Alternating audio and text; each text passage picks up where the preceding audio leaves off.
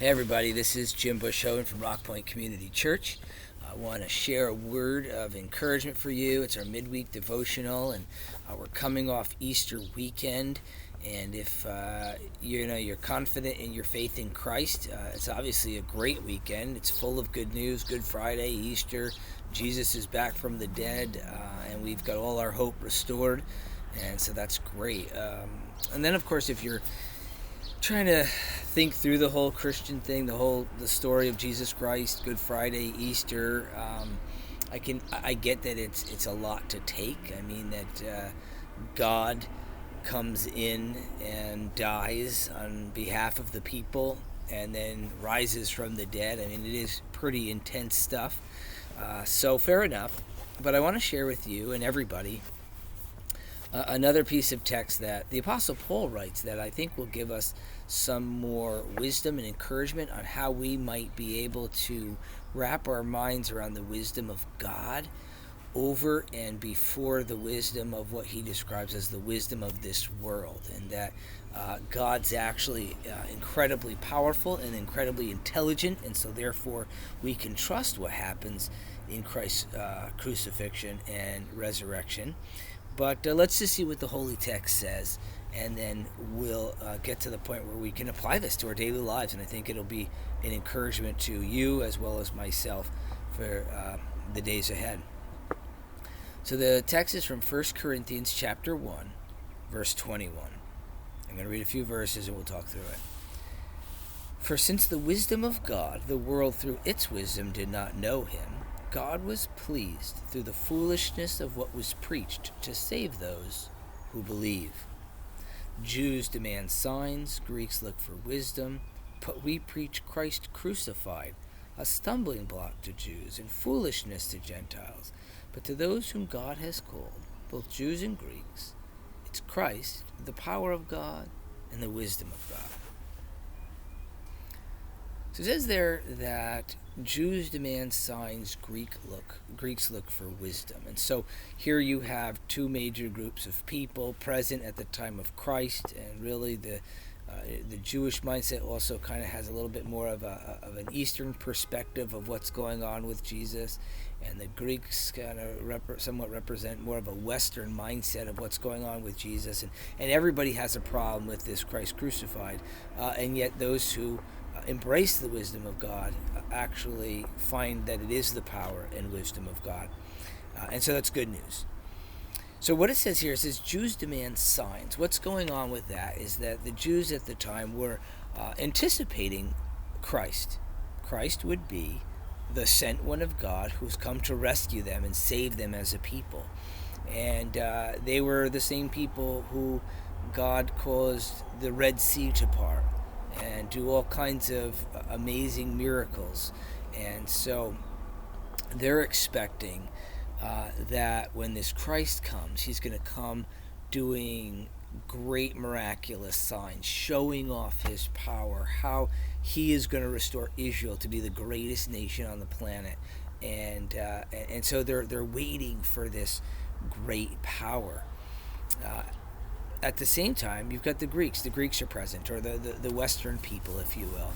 And they're present, and they are all about wisdom and thought. They're about the mind and who has the greatest philosophy of the age, who's the brightest thinker. And it was also a very, self-focused thought process. Everyone was kind of out for themselves. Do what's best for you. Does that sound familiar? Sounds like today, right? We still haven't changed in some ways. So it says, it was really about do what's best for you, and everybody was out to just kind of figure out who had the best ideas, the best philosophy of the age. So they were looking for wisdom according to the way they thought. Then we preach Christ crucified. It's a stumbling block to Jews because, as I mentioned, they were looking for miraculous signs. They were expecting this powerful one to come and save them, the one who, again, parted the Red Sea and did all kinds of miraculous things, tore down the walls of Jericho with just some people marching around and shouting. And so they were expecting that.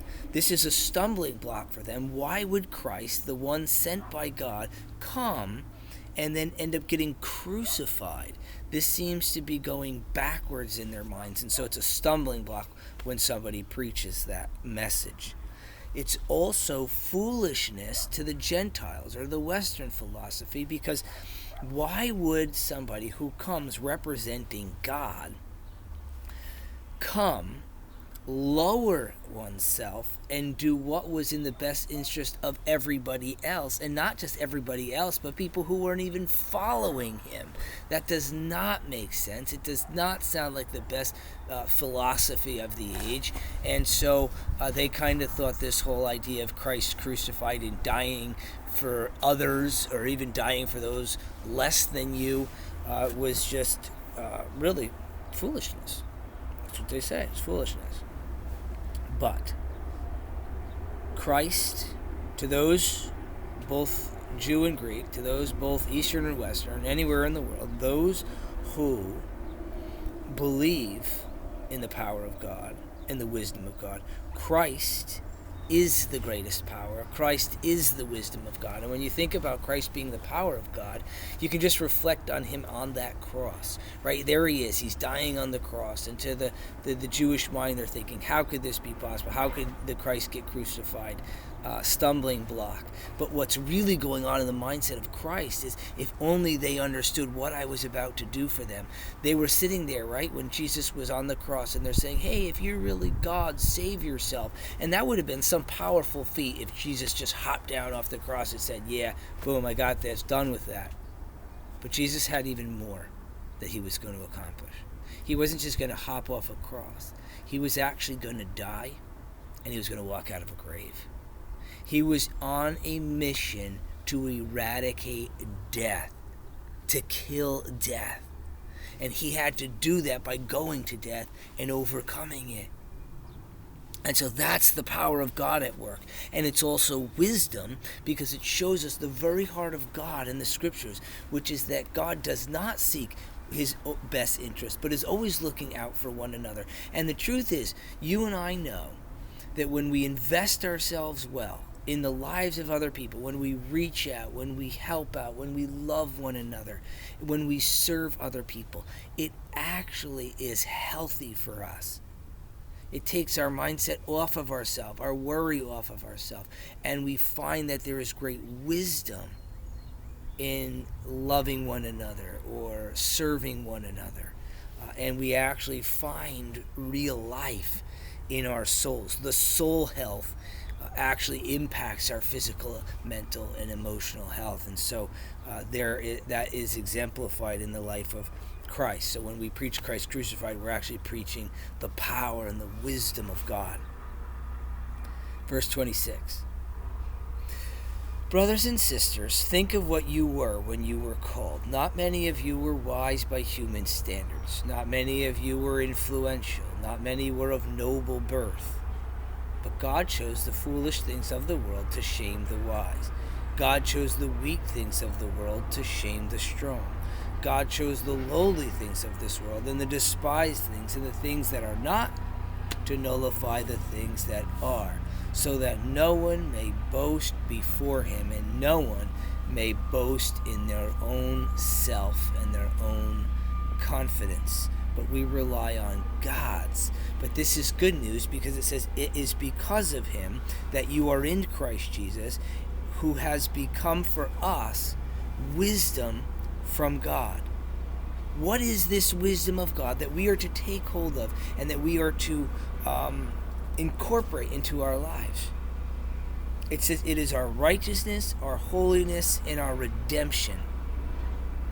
Therefore, having these things, let no one boast in themselves. Let us only boast in God. So think about those three things right there, though, for a moment. Oh, I think you've got redemption, you've got holiness, and you've got redemption's third. Righteousness, holiness, and redemption. So I was thinking through the scriptures, and I could highlight all three of these for you. First, we have the righteousness of God. The first time we really hear about righteousness is when God talks about Abraham, the great father of the faith.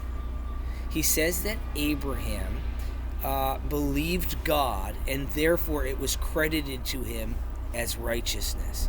So what's the act of righteousness, the beginning of it all? It's simply to believe God. That's the foundation of righteousness. Now, from that foundation, we also embrace the wisdom of God, which gives us the gift of holiness. 1 Peter talks a lot about holiness. He says that we are to prepare our minds for action, yet be self-controlled. We can do this by setting our hope fully on the grace we will be given through Jesus Christ. And so the command, the call there is to be holy as God is holy. So the God that we believe, the one who is right and holy, says to be like him. How can we be like him? We're supposed to be prepared for action and yet self-controlled. Do you sense a little bit of a tension there, right? There's a tension. God is saying be prepared for action. Don't be sleepwalking through life. Make sure that you develop and work on your character and be a person who stands up for injustice. Yet in the face of doing all that, keep your self-controlled. Be self-controlled. Don't be obnoxious about it, right? So there's a tension. How can you hold that tension? You hold that tension by setting your hope completely on the grace of God, right? Think about that. You set your hope completely on the grace of God, then you will begin to realize it was God who was right in the beginning, not you. And so the things that you are prepared for with action, the things that you want to do to make your own self more like Christ and to do better for other people, derives from God himself. And that God doesn't do things with arrogance or cruelty or anger or anything like that. And so being self-controlled in the presentation of your righteousness before God, which is the demonstration of holiness, is the beauty of what we're after. And the only way to do that is to set your hope on the grace that we will be given through Jesus Christ.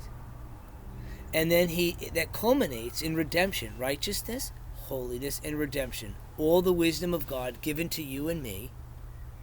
And that redemption reminds me of what we just talked about in Christ, that on the third day, Jesus says, I will rise. And so therefore we take confidence in the resurrection of Christ, that it actually did happen. It gives us the ability to believe God, which is our righteousness, the ability to act holy, which is to set our hope not on ourselves or the things of this world, to set our hope on the grace given us in Christ Jesus. And we're this confident because we know we have redemption, which does not rely on us. It relies on the fact that Christ rose from the dead, and Christ being God, the scriptures say that God is faithful. God is faithful. And so I thought I have to make this practical, though, for you and I as we wrap this up. Here's what it says. Here's what we want to take from this. We are to be confident in the wisdom and the power of God through Christ. And we can do this. We can do this, even in the midst and in the in the face of whatever's going on in our world right now, right? What can we really have confidence in this age? We don't know. We can have confidence in our faith. And we can have rock solid, steady faith in the midst of a world that appears to be shaken to its core across the planet. What can we rely on anymore? We can't rely too much on money because money seems to be depleting. We are not sure we can rely on our health because we're seeing great tragedy and we're seeing a serious health concern. We're also anxious about all this because we don't know who's going to make it through, who's not going to make it through. How are we going to handle things once we do get through this health crisis financially? You see, the weight is heavy. Yet we're being told that we can have confidence through it all because we're relying on our faith in the God who is faithful. And one of my favorite Christian authors, Mark Batterson, writes this: when Jesus walked out of the tomb, the word impossible was removed from your vocabulary. When Jesus walked out of the tomb, the word impossible was removed from your vocabulary. So you and I need to be confident in the wisdom and power of God, which is exemplified through the crucified and now the resurrected Jesus Christ. If you take confidence in that, I promise you, you can stand on solid ground in the midst of this pandemic storm. Let's have the ability to rely on the power and the wisdom of God rather than ourselves, because God is faithful.